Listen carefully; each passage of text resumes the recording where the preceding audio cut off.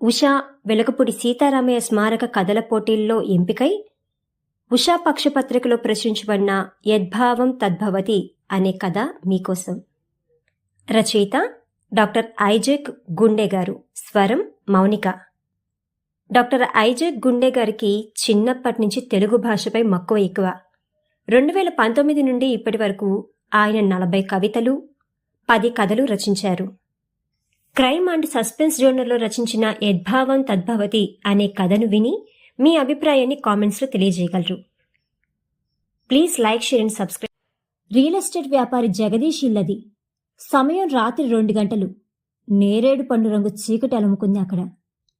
ఆ ఇంటి ముందు ఎత్తుగా పెరిగిన కొబ్బరి చెట్లు సైనికుల్లా కాపలా కాస్తున్నట్టున్నాయి. వాటి పక్కగా ఓ పెద్ద నల్లని త్రాచుపాము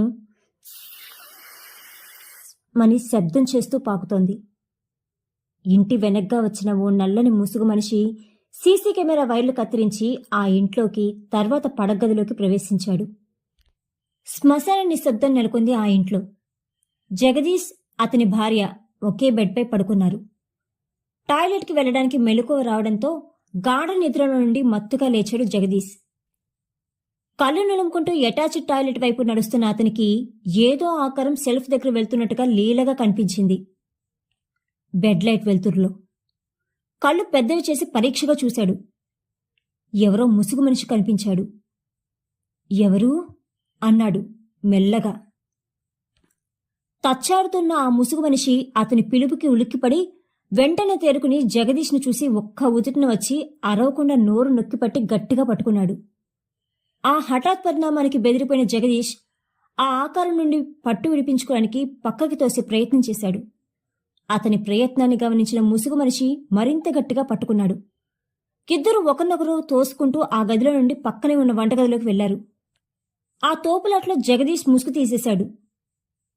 నువ్వా అన్నాడు ఆశ్చర్యంగా ఆ వ్యక్తిని చూసి. ఎప్పటినుంచో పరిచయం ఉన్న ఆ ముఖాన్ని ఆ చిరుచీకట్లో కూడా చాలా సులువుగా గుర్తుపట్టేశాడు జగదీష్. తత్తరపడిన ఆ ముసుగు వ్యక్తి వెంటనే పక్కనే ఉన్న కుక్కర్ గిన్నెను తీసుకుని తలపై బలంగా కొట్టి అరవకుండా నోరు గట్టిగా నొక్కాడు. అని మూలుగుతూ కుప్పకూలిపోయాడు జగదీష్. తల పగిలి రక్తం కారుతోంది. ఎటువంటి శబ్దం రాకుండా మెల్లగా పడుకోపెట్టి వెంటనే బెడ్రూంలోకి వెళ్లాడు ముసుగు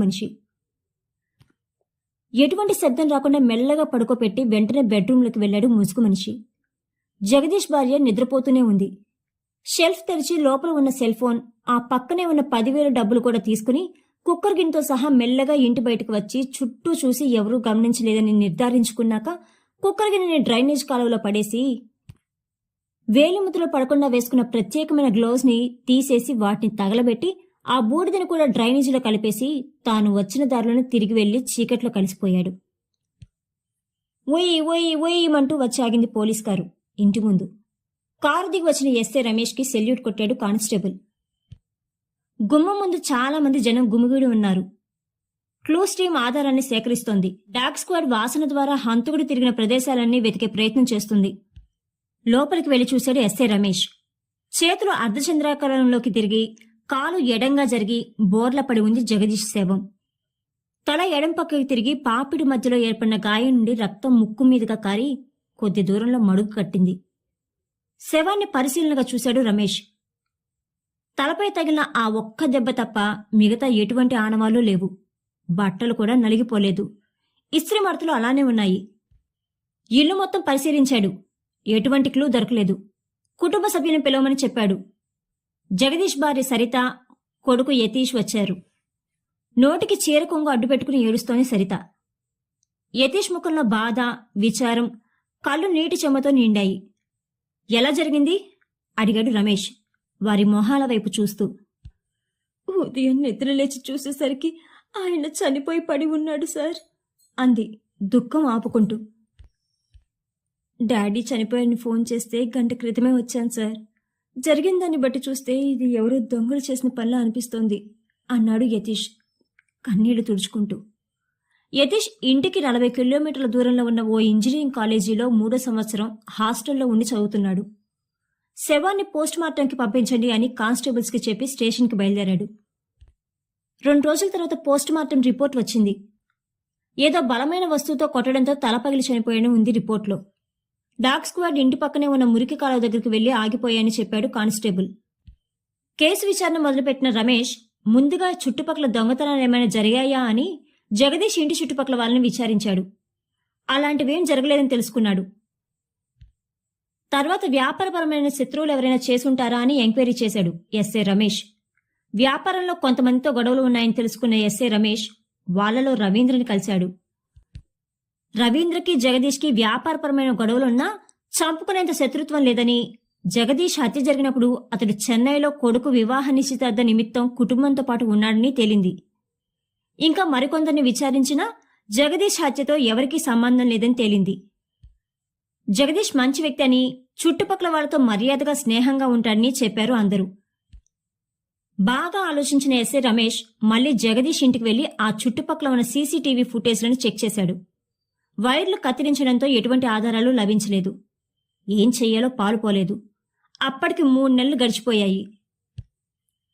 మరుసటి రోజు సర్కిల్ ఇన్స్పెక్టర్ స్టేషన్కి వచ్చి కేసు గురించి వివరాలు అడిగి ఎటువంటి పురోగతి లేకపోవడంతో మందలించాడు. వెంటనే ఆ చుట్టుపక్కల ఉన్న కిరాయి హంతకుల్ని, రౌడీ షీటర్లని పిలిచి తీవ్రంగా విచారించాడు. అయినా ఎటువంటి ఆధారాలు దొరకలేదు.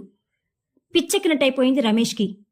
ఆ ఫ్రస్ట్రేషన్ని స్టేషన్లో ఉన్న అందరి మీద చూపించాడు.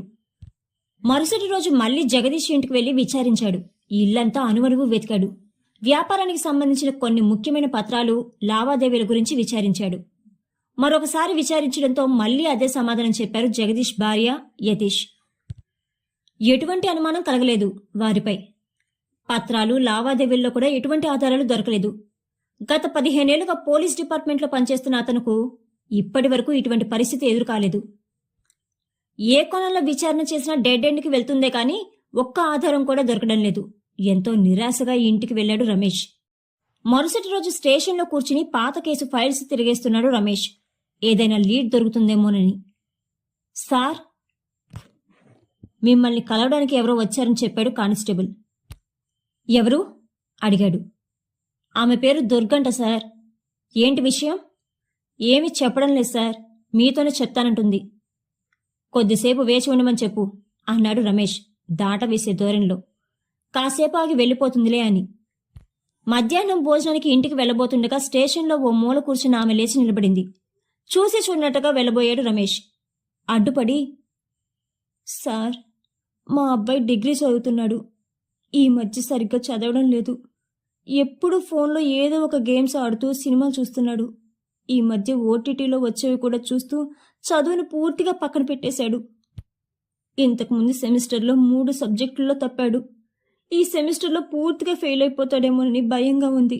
నేను ఎంత చెప్పినా వినడం లేదు. నా భర్త చనిపోయాడు. ఎంతో కష్టపడి వాడిని చదివిస్తుంటే నా కష్టాన్ని గుర్తించకుండా ఇలా తయారయ్యాడు.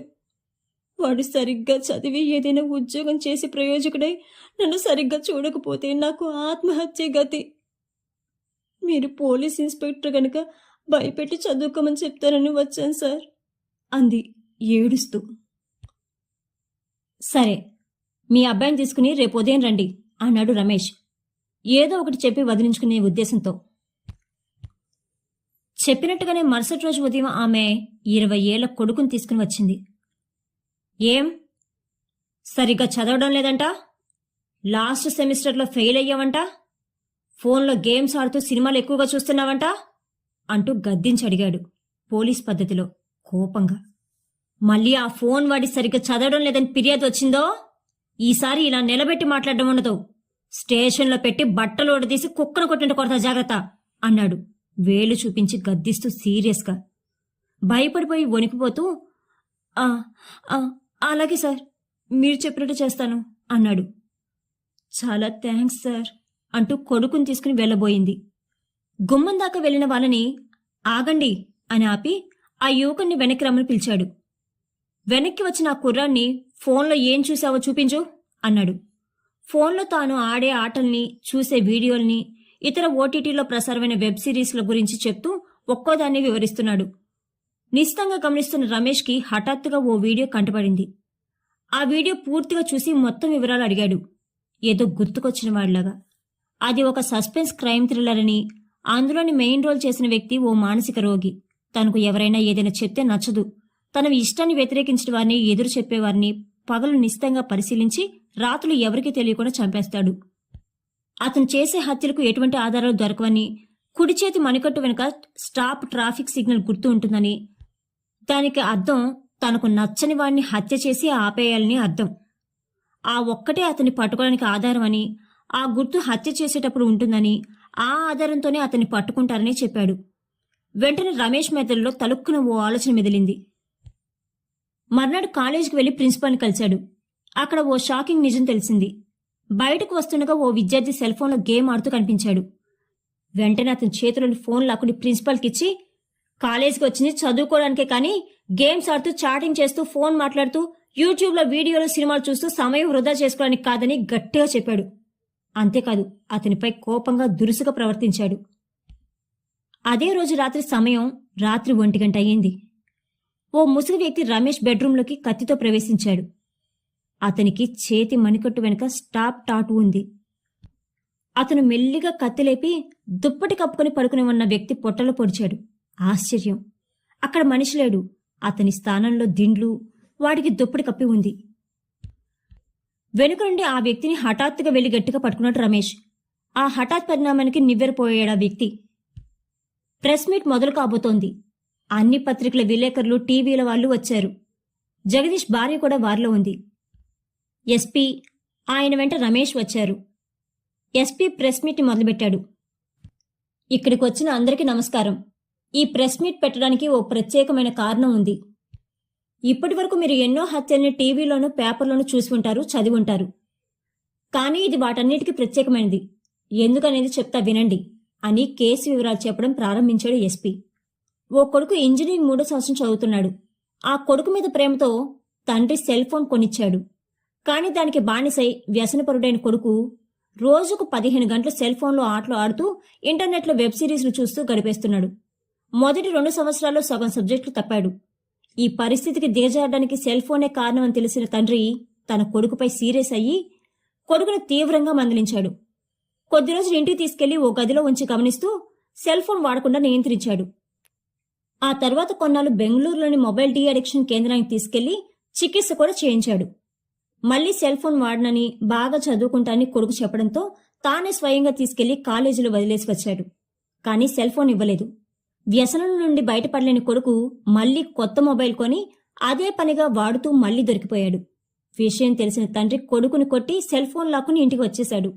సెల్ ఫోన్కి బాగా అలవాటు పడిపోయి అది లేకపోయేసరికి పిచ్చివాడే ఉన్మాదిలా తయారయ్యాడు. తాను చూసిన వెబ్ సిరీస్లో మాదిరిగా ఓ పథకం ప్రకారం తండ్రిని హత్య చేసి సెల్ ఫోన్ డబ్బులు దొంగతనం చేశాడు. హత్యని దొంగతనంలా చిత్రీకరించే ప్రయత్నం చేశాడు. హత్యకు సంబంధించిన ఆయుధాన్ని కాల్చివేసి ఎటువంటి గుర్తులు, ఆధారాలు లేకుండా చేశాడు. ఈ హత్య కేసుని మా ఎస్ఐ రమేష్ ఎంతో చాకచక్యంగా వ్యవహరించి హంతకుణ్ణి పట్టుకున్నాడు అన్నారు ప్రశంసాపూర్వకంగా. చివరిగా మీ పిల్లల్ని సెల్ ఫోన్లో అతిగా వాడనివ్వకండి, వాటికి బానిసని కానివ్వకండి అంటూ సందేశం ఇచ్చి సమావేశాన్ని ముగించారు. హంతకుణ్ణి చూపించండి అన్నారు పత్రికల విలేకరులు, టీవీ వాళ్ళు. హంతకుణ్ణి తీసుకురమని చేత్తో సైగ చేశాడు. ఓ యువకుని నల్లటి ముసుగు, చేతులు వెనక్కి కట్టేసి తీసుకొచ్చాడు కానిస్టేబుల్. జగదీష్ని హత్య చేసింది ఈ యువకుడే. ఈ యువకుడు ఎవరో కాదు, జగదీష్ కొడుకే అని ముసుగు తొలగించాడు ఎస్పీ. అందరూ ఒక్కసారిగా ఆశ్చర్యపోయారు. మరికొందరు నోరెళ్లబెట్టి అలాగే చూస్తున్నారు. ఎదురుగా ఉన్న తల్లిని చూసి సిగ్గు, అవమానంతో తలదించుకున్నాడు యతీష్. ఆధునికతకు అద్దం పడుతున్న నేటి సమాజంలో సెల్ ఫోన్ వినియోగం తప్పదు. కానీ సర్వత్రా అతి వర్జయేత్ అంటారు. సెల్ ఫోన్కు బానిసలై దురాలోచనలతో పెడద్రోవ పట్టి జీవితాన్ని నాశనం చేసుకోవడం ఎలాంటి పరిణామాలకు దారితీస్తుందోనని యద్భావం తద్భావతి కథలో రచయిత ఐజాక్ గుండే గారు తెలియజేసిన తీరు అద్భుతం. ఈ కథ గనుక మీకు నచ్చినట్టయితే please like, share and subscribe.